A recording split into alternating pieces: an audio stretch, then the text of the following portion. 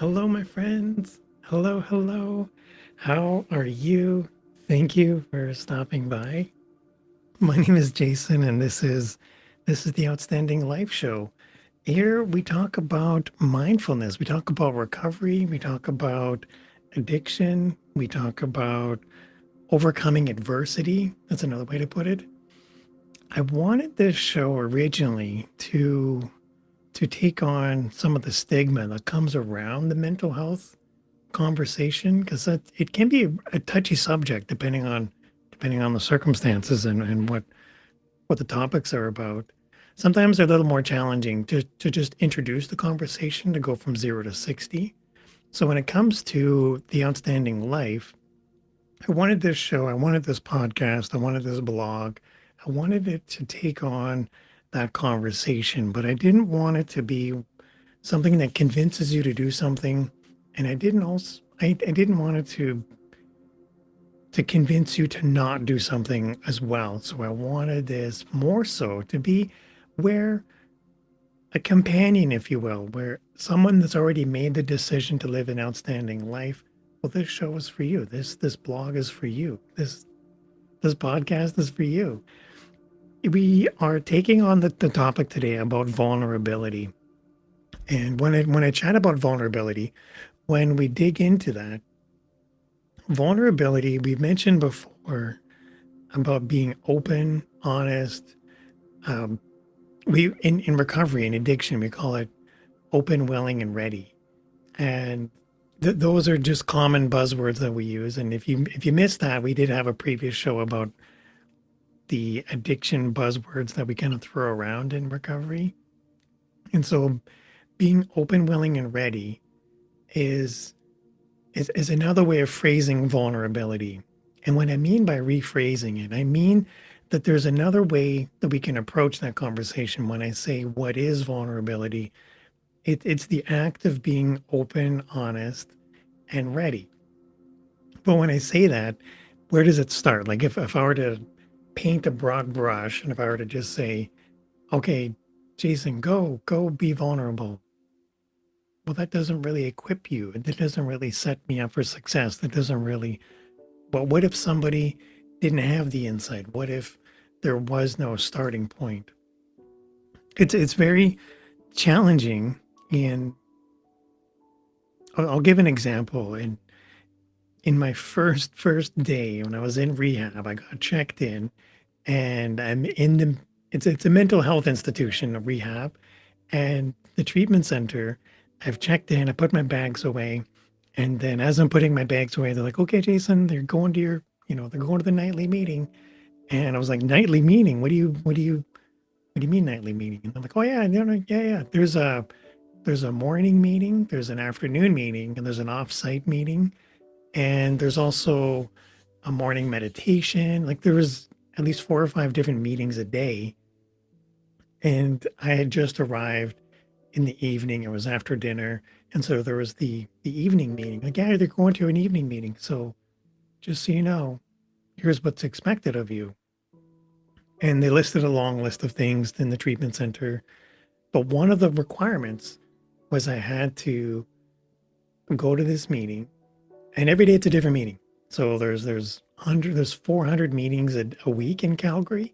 So going to a meeting for the first time, the one of the requirements was if you go to a meeting and they go around the room and they call upon you, make sure you share. Well, you get to contribute to the conversation. And what they mean is you weren't allowed to pass, if you know what I mean, where if you have the chance to share, you are then obligated to share. And for someone that had never been to an AA meeting in their life, that's daunting. Like I would say overwhelming. I would say that's a challenge. And when they said, you just are going to share, you're now going to do this. And I didn't know what to do. Like I didn't know where to begin. I didn't know how to approach being open, honest, and willing. Like I say that in hindsight now, but trying to define vulnerability to someone that's never been vulnerable, it was a jump. It was a jump and a half. It was almost asking too much of me only because I had built up so much of a wall. I had built up so much stigma of my own. Um, my ego had fed into my decision-making process for so long that it built this wall. The wall had trenches. It went 6 feet deep and it was 6 feet high. Like, this wall prevented vulnerability from getting in or out, to the point that I didn't know what vulnerability was. I didn't know where to begin. And what I found, what I discovered in my time, as if it's like a prison sentence or something. But in my time of going to these meetings, like, you go 4 to 5 meetings in a day, and it was like 9 weeks long or something crazy. So when you do the math, like, it times to like over 200 meetings. And so who I was at the beginning, like on day one of going to support group meetings for addiction, for in rehab, these rules, these standards, while they seemed outlandish at the beginning, while they seemed like a tall order at first, I ended up getting to the point where I was like, you know what? As I shared more, as I opened up that vulnerability, like the crack in the window where it's just barely open, a little bit of light shines in. As soon as I opened that little bit, I started to share more, and going through that rehearsal of being open and being honest with myself and being ready to share, that open, honest, and willing. As soon as I got to that, and as soon as I started building those habits, as soon as I started, my foundation was no longer built on my ego, my decision making process was no longer guided by ego. There was no more room for pride in my order of the day. And in going to meetings for so long, who I was at the beginning of those 200 meetings wasn't the same person as who I was at the end of those 200 meetings. Now, I didn't stop going to meetings as soon as I completed treatment. That's not the goal. But the spark, that push, that extra, I want to call it support, but when they give you those list of orders, when you're like, hey, when you go to a meeting, you're gonna have to share. And there was no book, there was no guide, there was no, here's what you need to do to be vulnerable. It was just, whatever you do, make sure you share if you're asked. And I would go to enough meetings, over the 200 meetings, I quickly picked up that the more I opened up, the more I was honest with myself, the more I started to trust the process, trust the group, trust myself. As soon as I started to relate to other people, as soon as I started to have empathy, as soon as I cut down that ego, I no longer budgeted my day to support these bad habits, because these habits of having this all bent up in my mind, having this all stress live somewhere, I didn't have any room for anything else. I didn't have any room for growth. And it was in a good place to be, but I was happy I was in a place of support. I was happy I was in a place where they encourage that growth, or they encourage that sharing.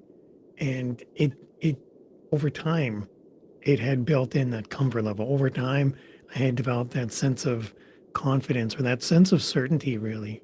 Because when I talk about the next point of, what caused this to happen, when I talk about, can you numb vulnerability? And then what happens when I numb vulnerability? It sounds silly. Like, nobody would want to just blatantly numb vulnerability. But what I could do, and it sounds silly, what if I was, we talked before about approaching a cliff. Um, we're in a car, and we're driving, and we're getting close to a cliff. It's not the cliff that scares you. It's the fear that just settles in as you approach the cliff. It's not the cliff that kills you. It's hitting the floor at the bottom of the cliff. That's what really does the damage. But the fear that kicks in before the cliff is what's driving the decision making. That's what's driving the panic, the anxiety. And when I look at vulnerability, in this example, the cliff is vulnerability. If I've felt vulnerable before, I'm going to remember that. And I'm going to remember what happened when I was vulnerable. And it sounds silly, but let's say I opened up to somebody. Let's give a different example that's not related to addiction or mindfulness or any of that sort. Let's say I open up to somebody. Let's say I ask somebody out, or let's say I'm reaching out and I'm asking for help.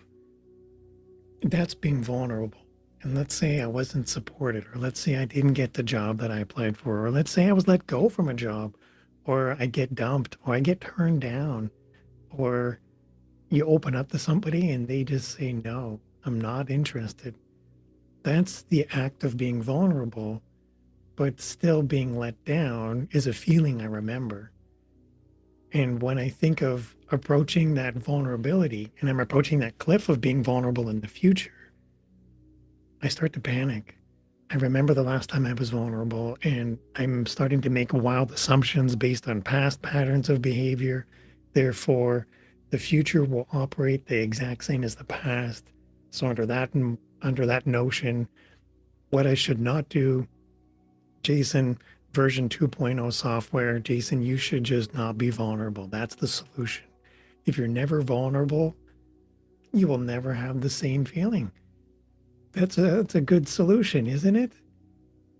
No, that's not a good solution. That's a horrible solution. That's bottling my emotions. That's avoiding the conversation. That's not embracing vulnerability. That's not open, willing, or ready in any means. In fact, that's numbing. And now that we're talking about numbing, how do you numb? And that's a broad question. That's it. The same numbing for you may not be the same numbing for me. Maybe for you, numbing is 20 minutes playing Candy Crush, or maybe numbing for me is consuming 3 packs of alcohol. You know what I mean? Like drinking alcohol, consuming other drugs. These substances don't help me. They don't serve me. If anything, all they do is numb. If anything, it just avoids that emotion, it avoids that feeling. It's not supporting me. It doesn't support other people. It doesn't support the greater good. And so if I'm numbing, if I'm avoiding that vulnerability, there's that gap, there's that lack, there's that void. And I'm trying to fill that void with something that's not fillable. It's not fulfilling. It's not enjoying. Because when I wake up the next day from being hungover, have I embraced that vulnerability? No. In fact, I've taught myself through habit that what I can do is just not deal with it. And it's only going to cost me $3.99 in Candy Crush, or 3 packs of alcohol, or whatever the substance is of your choice. Like this numbing of vulnerability doesn't encourage growth. It doesn't support or foster conversation or communication. And not being vulnerable, it's not something that's long lasting. It's not something that's going to get me to the next level. I learned that now, and I know that after being clean and sober now for 8 years. It took me a few years to just figure out what normal was. And it's okay to not be normal. And it's okay to be vulnerable. And it's okay to reach out for help. It's okay to say, I'm not perfect. I know this. But I'm also okay with where I am in my life and where I'm going and how far I've come. I recognize these things as milestones. But if I don't make that first step of being vulnerable, if I don't make that first step of entertaining that this might not work out, if I never reach out to somebody and let them know that, hey, you know what, I'm being vulnerable right now, but I wanted to ask you about something, or I wanted to ask you for help, or I wanted to put my name in for that promotion, or be prepared for what the next steps are going to look like. 2020 has been a crazy year. I'm not going to lie. It's not the same. It's not the same challenges. It's how we've had to approach them that might be different. The impacts that 2020 has brought has put a lot of stress on people. And the mental health pressure cooker that we're in, it can start a lot of conversations, but if mental health is a stigma, if mental health is something we just sweep under the carpet, if not being vulnerable is not on the daily roster of things we're going to accomplish that day, then there's a chance, there's that risk. In my mind, I know that shame and fear have made a lot of decisions for me, and the root cause, I would say now, the root cause would come from my ego, from my pride. And if I think about a larger question, would be, does vulnerability and shame, do they occupy the same space? Can I feel vulnerable and shameful in the same moment? And it sounds weird. I almost feel that shame is the label we've assigned to that emotion, but being vulnerable is an act. If I'm being open and honest and willing, and I've repeated that a few times, but I'm really emphasizing that if I'm not laying those conditions of that open, willing, and ready, I'm not creating the opportunity to be vulnerable. And that is that the shame that's driving that decision making process. So when I say that root emotion in the past episode or in the past video, we've talked about the key underlying emotion. There's our response to what's happening, but what's driving that response. And so if I've associated shame and vulnerability as synonymous, does that mean they're occupying the same space, or is that because I've just chosen that label to assign to it? And if I've conditioned myself to think that being vulnerable means I'm in pain, being vulnerable means I'm going to be hurt, if that's all I've ever told myself, then I would never know anything else. I would never trust anyone else. If my view of life is nothing but a singular view of expectations, then the stress I'm going to have from wearing those goggles, those tunnel vision goggles, I'm only ever going to experience the world in such a way where I'm just anticipating being hurt, or I'm anticipating being upset or frustrated or resentful. And if I'm not being honest with myself, if I'm not willing to have certain conversations, I'm creating that pressure cooker where I'm just sweeping those emotions out of the way. We've talked before about taking a light and shining it down. And if I have to shine the light in an area that's really, really good, that looks really nice in the light, that's awesome. But if I've got this darker area where I've just avoided, and if that's where I've stuffed my vulnerability and shame, they don't have to be synonymous. In fact, vulnerability can be something that's normalized. That can be something where it's encouraged. That could be something that's synonymous with growth and contribution and joy. Being vulnerable is risky, yes. And does it mean that everything always works out when you're vulnerable? No. But what I'm speaking to is vulnerability doesn't have to be a deciding factor. It doesn't have to choose your own fate. It doesn't have to hide a conversation that needs to be had. And I can appreciate that it takes a lot to be vulnerable. It takes a lot to open up, and not everybody can be if all they ever think of and believe in is that pain exists from being vulnerable. If you have something you need to share, reach out and share that with somebody. If you have something to say, let them know you're being vulnerable as you're saying it. It sounds silly, but it's not silly. It's okay to be vulnerable. You can become much more of a person because of that vulnerability. I wish I had known this at the early stages of my recovery. That would have made my recovery journey a lot easier. But I almost feel I needed that sense of structure. I needed that sense of, here's a list of things for you to accomplish, Jason, while you're here in recovery. By the way, you have all these meetings to go to and you have to share. And that sounds silly, but I look back now and that's exactly what I needed to do. And I wish I started being open with myself a lot sooner. I wish I'd cut down my ego a lot earlier in my life. Things could have been different, I agree. but I don't live in regret. I live in a place now where I come from a place of gratitude first with everything. I come from a place of where being vulnerable is normal and being open with you, my community, that's really important to me. So if you're watching the video, thank you for watching. If you're listening, that's awesome. I've got the blog post as well. Just wrapping up, if you enjoyed what we've chatted about today, if you want to go and read the blog post, definitely go and check this out. I've got a link on the screen. It's sobriety.live/now. And this is just a link where it's got a link to the blog post, it's got a link to the videos, and it's got a link to the podcast. My friends, thank you so much for hanging out. Thank you for being a part of the conversation. If you want to reach out to me and let me know what your thoughts are on this, or you want to leave a comment, definitely go ahead. Share this, put the hearts, put the stars, put the subscribes. But I look forward to hearing from you or seeing you in another video. You guys take care and you have fun.